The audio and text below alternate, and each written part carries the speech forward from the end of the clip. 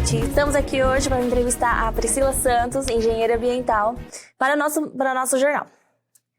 Olá, Priscila. Olá, tudo bem, gente? Então, para iniciar, qual que é a importância do reflorestamento? A importância do reflorestamento o reflorestamento é o ato de você plantar árvores, né? O processo de você plantar árvores em áreas degradadas ou desmatadas. Certo. E como que funciona esse processo de reflorestamento? Qual que são as ações? Tem uma área específica? Não tem? Tem que ter uma legislação? Depende. Existe uma legislação, no caso, por exemplo, de uma empresa que está ampliando, né? No caso de uma indústria química que está ampliando, né, os seus prédios, está construindo, e ela está dentro de uma área de proteção ambiental. Te dando um exemplo. Precisa seguir toda uma legislação, protocolar na prefeitura, a quantidade de árvores que vão precisar ser suprimidas, a gente evita usar o termo desmatamento nesse caso, né? E pede autorização para a prefeitura. Vou precisar desmatar, faz todo um relatório, vou precisar desmatar 30 árvores, por exemplo. A prefeitura vai passar pela autorização dos responsáveis técnicos, dependendo, se for uma quantidade gigante de árvores, aí já entra outros órgãos ambientais no meio, vai depender do estado e do município que nós estivermos instalados, mas a lógica para a supressão em grandes proporções, se faz um replantio, existe uma legislação para isso. Se for, por exemplo, uma poda ou uma árvore que já estiver doente, aí pode fazer a supressão dessa árvore sem precisar passar por alguma autorização ambiental ou de algum órgão público. Segundo ponto, voltando na questão lá das ampliações em empresas grandes. Vou suprimir uma área grande, de mais de 1.000 árvores, 200 árvores. Saindo a autorização, precisa fazer o replantio. Então, uma legislação que você precisa seguir. Então, tem um cálculo. Então, se eu vou desmatar 200 árvores, vai depender do que está na legislação em vigor, eu vou ter que replantar 2.500 mudas, de acordo com a característica do local também. Eu não posso plantar qualquer árvore. Então, por exemplo, eu trabalho numa empresa onde a área de proteção ambiental, a característica é Mata Atlântica, então eu tenho que replantar árvores características da Mata Atlântica. Não pode fugir nativas desse perfil da Mata Atlântica. Então, por exemplo, muda de árvore de frutífera, árvore exótica, eu tenho que replantar nessa linha de raciocínio. Onde eu vou replantar isso, né? Pode ser dentro da própria empresa, da planta da própria empresa, ou a empresa se compromete a doar mudas para uma ONG, replantar essas árvores.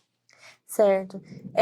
E o ato de reflorestar, dentro do reflorestamento, tem algumas categorias, por exemplo, tem reflorestamento para restaurar ecossistemas, reflorestamento para outros fins?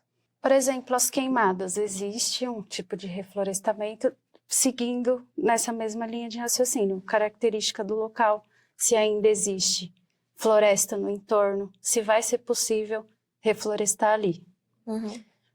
Vai depender do objetivo seu. O reflorestamento o objetivo dele é o mesmo. A árvore, você plantar a árvore, você vai melhorar a qualidade do ar, porque ela vai filtrar o dióxido de carbono da poluição em si e vai liberar o oxigênio. É um benefício. Plantar árvore, você vai filtrar água no solo, vai melhorar a agricultura, qualidade da água, qualidade do solo para o plantio ali, seja de outras árvores ou de alimentos. Hoje tem empresas aí que utilizam esses reflorestamentos em prol marketing verde, por exemplo, em prol da própria natureza. Tem empresas famosas aí de cosmético que já utilizam árvores de reflorestamento. Mudas não, madeira, folhas, frutos. Então, eles utilizam isso no processo produtivo deles, estão sempre reflorestando. E o reflorestamento, ele tem alguma limitação, além do tipo de bioma? Tem outras limitações? Não, além do tipo de bioma, as espécies. Então, uma coisa linka a outra. Né? O que eu falei, vai depender da característica do local. Você vai ter que plantar determinados tipos de árvore. E, assim, na hora de plantar uma árvore, tem um padrão, por exemplo, tem medidas de distância entre as sementes, ou só vai Tem. jogando? No mínimo, são 20 centímetros de distância cada uma. Depende da espécie, do quanto que ela vai crescer também. Do quanto a raiz dela vai crescer, né? Então, tem árvores que, por exemplo, elas chegam a 2, 3, 4 metros de altura, então a raiz dela é enorme. Então, a distância é um pouco maior, mas a mínima são 20 centímetros. E qual que é o papel do engenheiro ambiental nesse processo? Ir atrás, né, das licenças pertinentes aí, no caso do exemplo que eu usei de replantio de uma empresa que fez a supressão em grande proporção, toda a parte burocrática. E de estudo, ele entra também, mas como suporte do biólogo, por exemplo. Então, o biólogo que tem especialização em botânica, ele é a melhor pessoa para fazer um estudo ali daquele bioma, do que precisa ser feito.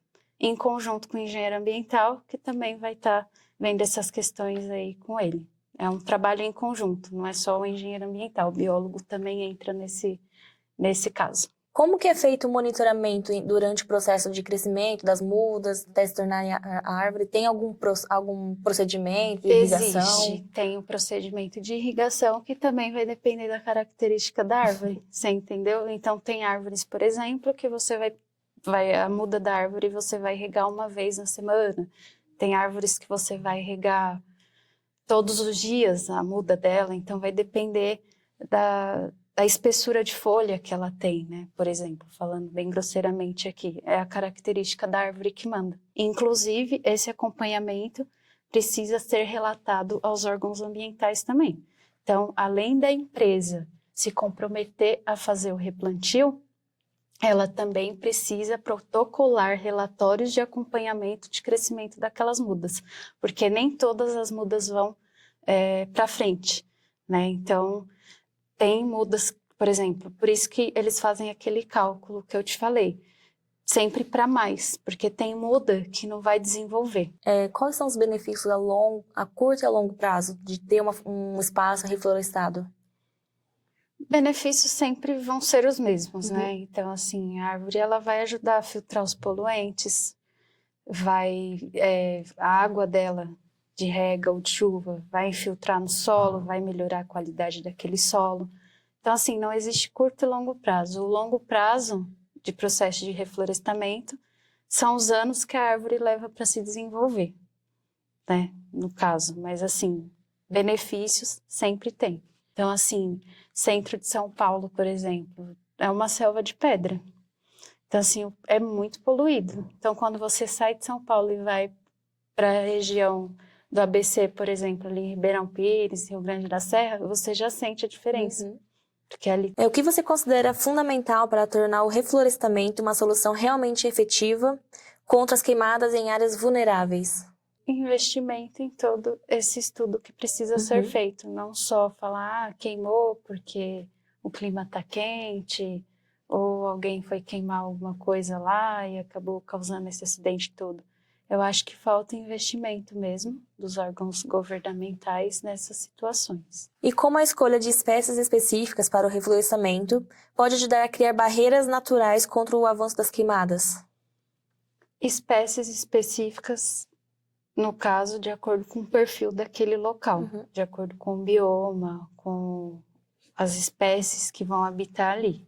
Então, todo tipo de árvore precisa ser replantada a espécie de acordo com o tipo de local, de bioma que tem ali.